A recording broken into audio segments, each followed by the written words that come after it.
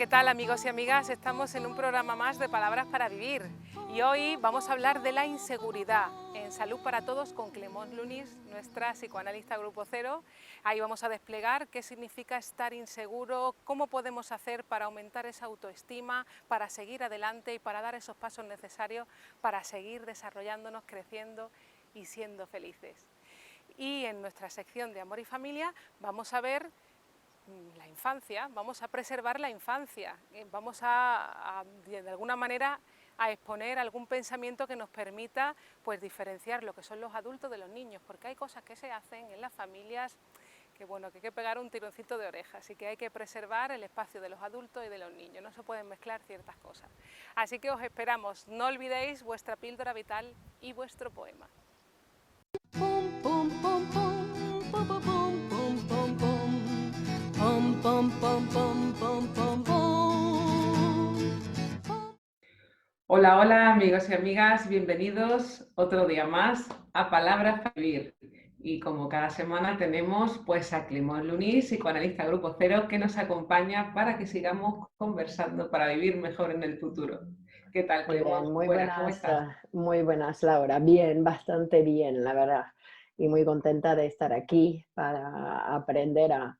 Claro, porque palabras para vivir es como decir palabras para mejorar su vida. Es decir, más palabras, más ideas, mejorar nuestra vida, de alguna manera, Claro que ¿no? sí. No es suficiente, también hay que psicoanalizarse, pero que poder hablar de diferentes temas, de poder enriquecernos, de sumar más ideas, es algo muy enriquecedor y beneficioso.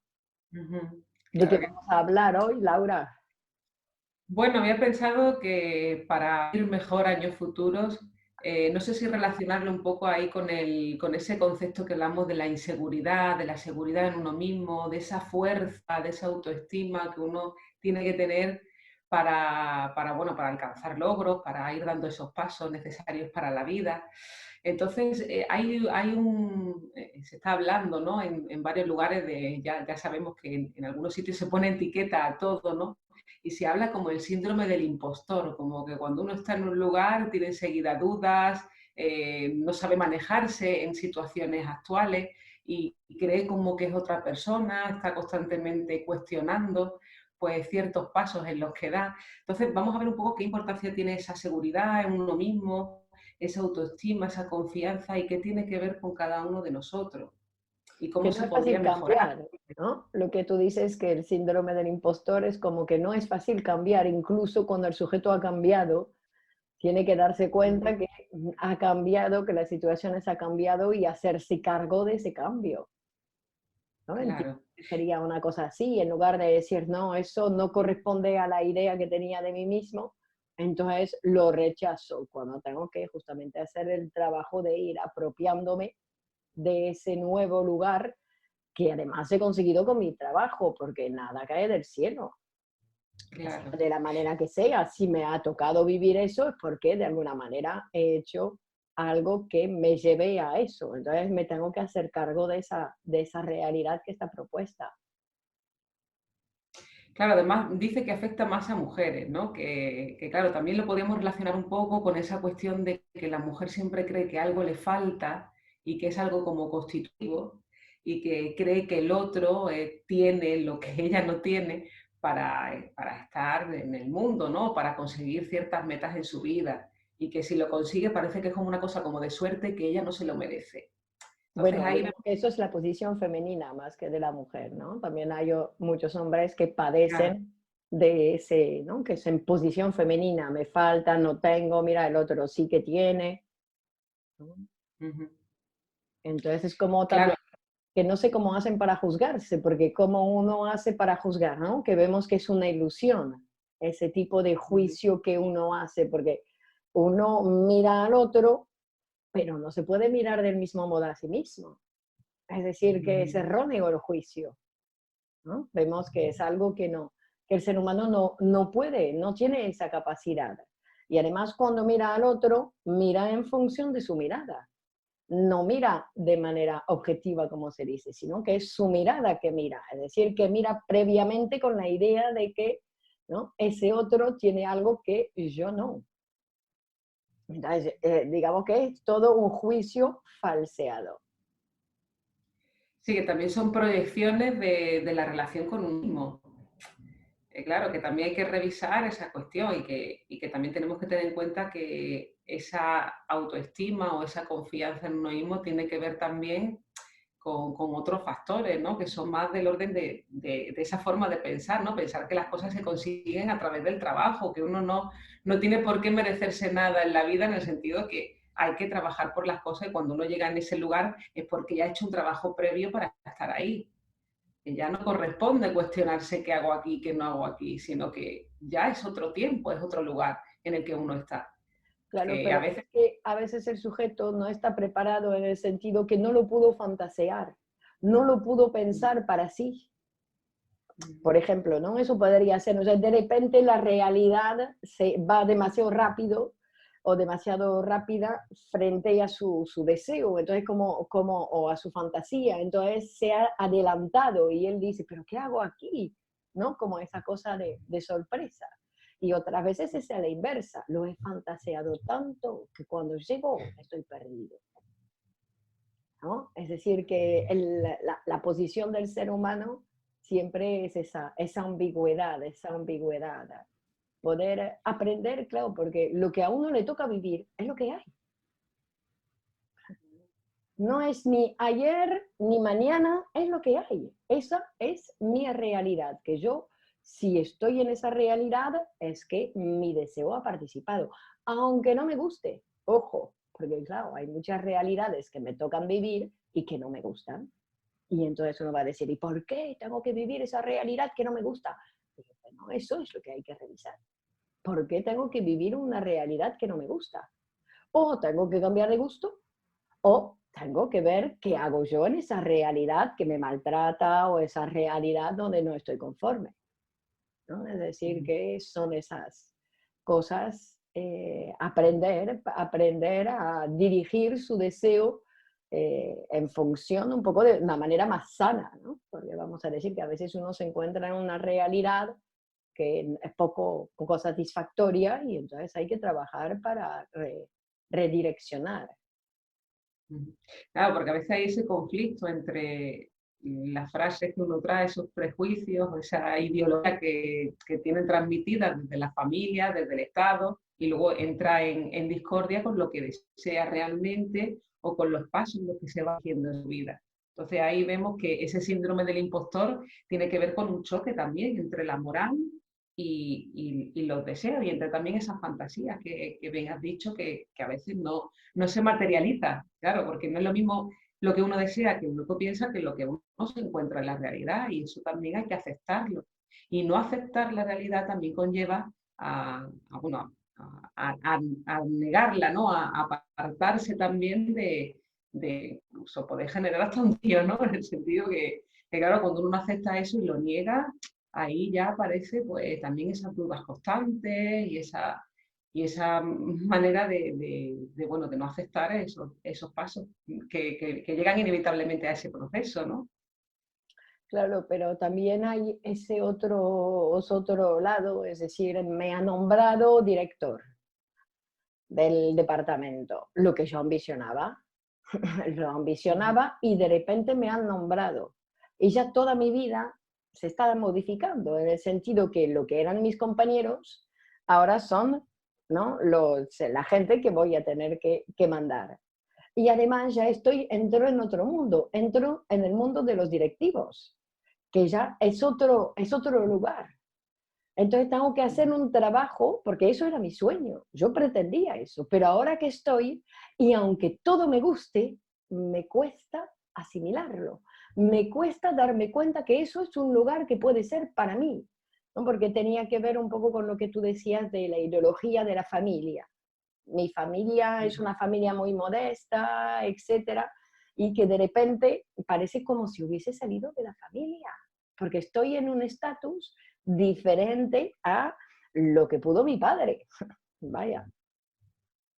Claro, y también ahí entran en juego muchos significantes muy importantes para las personas, porque entran en juego la relación con la autoridad, el paso también del mundo a la familia, de los diferentes lugares que a veces pues pueden llegar a tambalear a la persona, porque claro, ya es como si estuviera en otro mundo, en otra realidad que también tiene que reorganizar, digamos, esa energía en uno, eso significante en uno, cada vez que está en un lugar diferente. Y eso también requiere de un trabajo, y por eso a veces aparece ese síndrome del impostor, porque es como un paso a otro lugar donde ya otra dimensión de las cosas. Y ahí pues ya aparecen esas diferencias y que, claro, que si uno no las acepta, no acepta ese paso, pues puede llegar bueno, a disociarse, ¿no? La persona, ¿no? Disociarse de uno mismo y de esa situación que le puede ocasionar pues, un perjuicio a la persona, pero que es solo cuestión de redimensionar un poco, de ajustar un poco esos lugares para que la persona pueda realmente pues, encontrarse de manera que coincida su realidad con la realidad en la que está viviendo, ¿no? Su realidad psíquica. Claro, es interesante porque vemos que uno podría pensar de antemano que lo positivo pues es positivo y no tengo por qué quejarme, y sin embargo en el ser humano, aunque sea beneficioso para mí, también me resulta difícil vivirlo. Es decir, que no es porque es aparentemente insatisfactorio, negativo, lo que me toca vivir, que va a ser malo para mí, sino que también las cosas positivas, el crecimiento, ¿no? Las cosas, ganar la lotería, digamos que hay muchas cosas positivas para el ser humano que al ser humano le cuesta mucho asimilar. Claro. Eso es un tema que Que aunque podríamos sea un bien, hablar el próximo día, Laura, es decir, que por claro, qué al ser humano, incluso desde el psicoanálisis, decimos que es más difícil para el ser humano vivir bien las cosas beneficiosas para él. Es más fácil aguantar la insatisfacción, vivir en la insatisfacción, que tolerar el bien. Tolerar el bien es más difícil para el ser humano, porque lo tolera, pero 2 horas, y enseguida, ¡pum!, vuelve, ¿no? Es decir, que es algo interesante que te propongo que hablemos para el próximo día, claro que porque sí, porque aguantamos más. parece que el ser humano en el fracaso parece como que se mueve mejor, ¿no? Porque vamos a ver qué se satisface ahí, ¿no? En ese lugar, en esa posición. Así que estupendo, que nos encontramos entonces la semana que viene, hablamos de este tema que seguro que va a levantar muchas ampollas. Muy bien, pues nos encontramos la semanilla que viene. Gracias por estar, Clemons, y gracias a todos por seguir en este programa que lo construimos entre todos. Hasta luego. Muchas gracias Laura, y a vosotros. Adiós. Pum pum pum pum pum pum pum pum pum pum pum pum pum pum pum.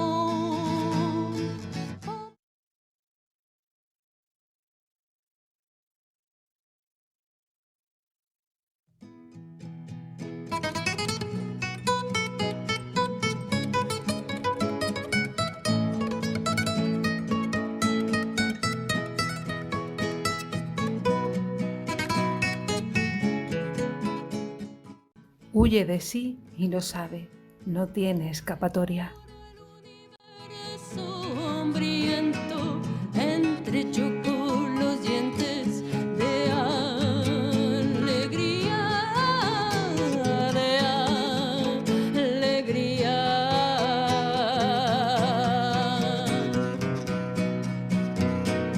Devoró el universo hambriento, entrechocó los dientes de alegría.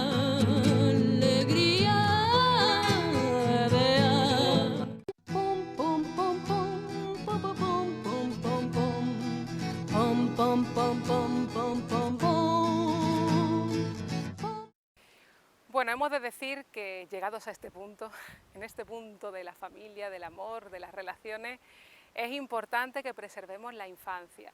Tenemos que tener en cuenta que los niños son, digamos, son como la plastilina, son moldeables, ¿no? En el sentido que tenemos que pensar que los derechos del niño son recientes, están producidos en una época muy reciente. Antes eran pequeñas personas con las que se hacía cualquier cosa, ¿no? Y tenemos que tener en cuenta que están en pleno desarrollo y hay que tener un cuidado especial en ciertas cosas que se realizan en el seno de la familia. Por ejemplo, vamos a dar algunos ejemplos. Tenemos que tener en cuenta que los adultos tienen que estar con los adultos y los niños con los niños. Es decir, tiene que haber una habitación para los niños y otro para los adultos. Intentar no mezclar esas situaciones, ¿no? Porque los niños son un material muy maleable, ¿no?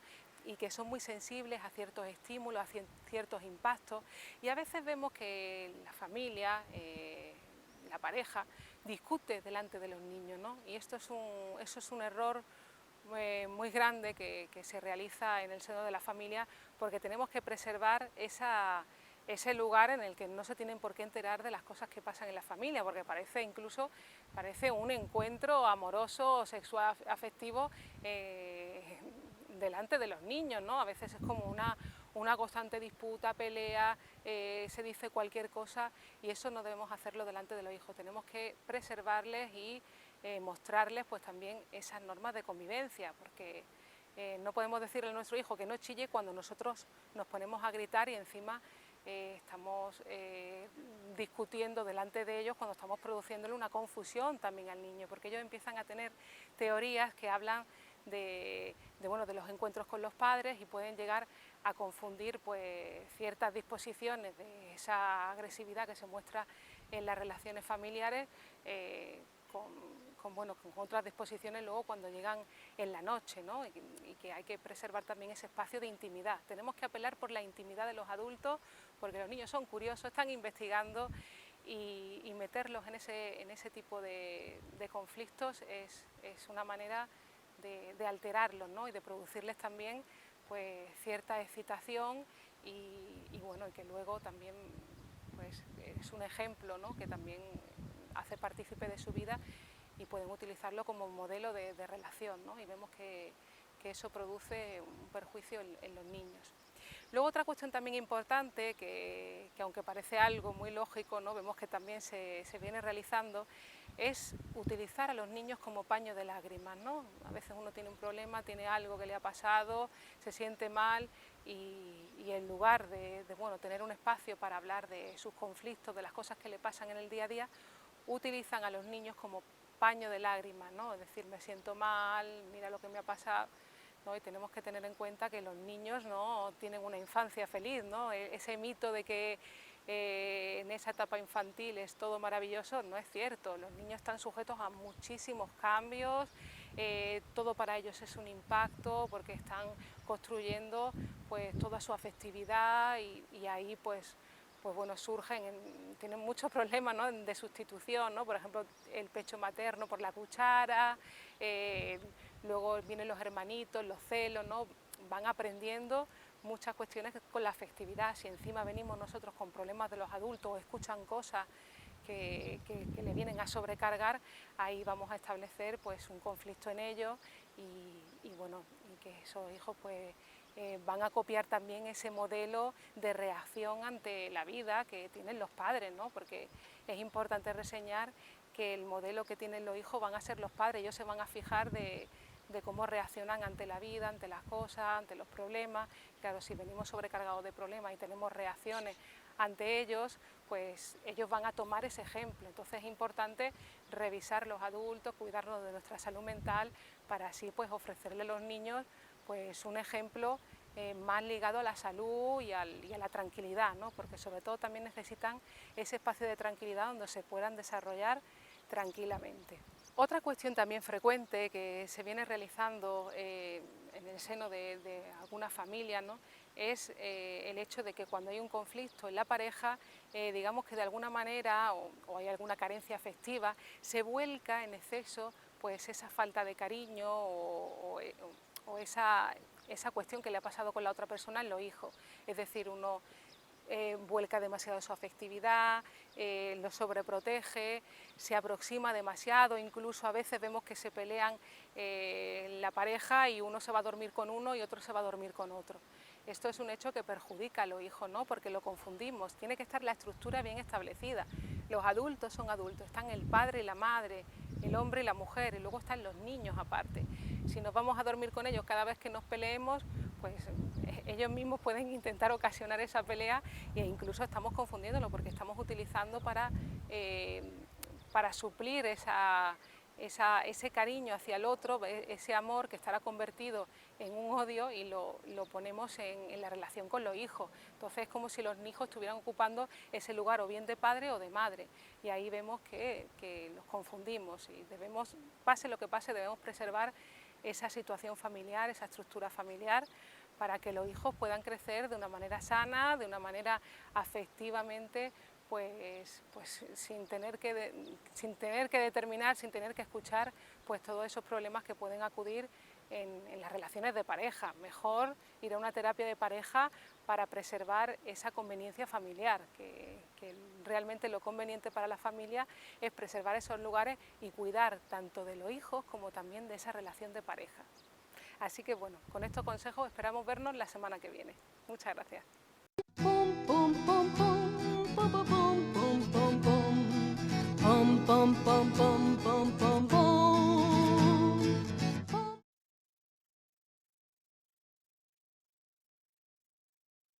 Estaba toda manchada de sangre, estaba toda matando a los guardias, estaba toda manchada de barro, estaba toda manchada de cielo, estaba toda manchada de España.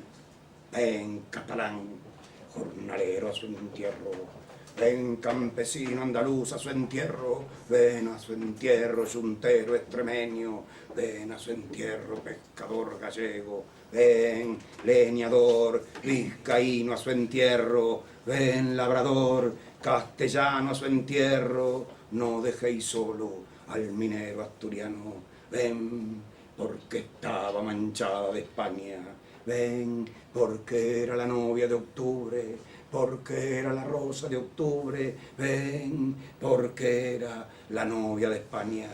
No dejéis sola la tumba del campo, donde se mezclan el carbón y la sangre, florezca siempre la flor de su sangre, sobre su cuerpo vestido de rojo, no dejéis sola su tumba del aire. Cuando desfilan los guardias de asalto, cuando el obispo revista las tropas, cuando el verdugo tortura al minero, ella, agitando su túnica roja, quiere salir de la tumba del viento, quiere salir y llamarnos hermanos, y renovaros valor y esperanza, y recordarnos la fecha de octubre, cuando caían las frutas de acero, y estaba toda manchada de España. Y estaba toda la novia de octubre, y estaba toda la rosa de octubre, y estaba toda la madre de España.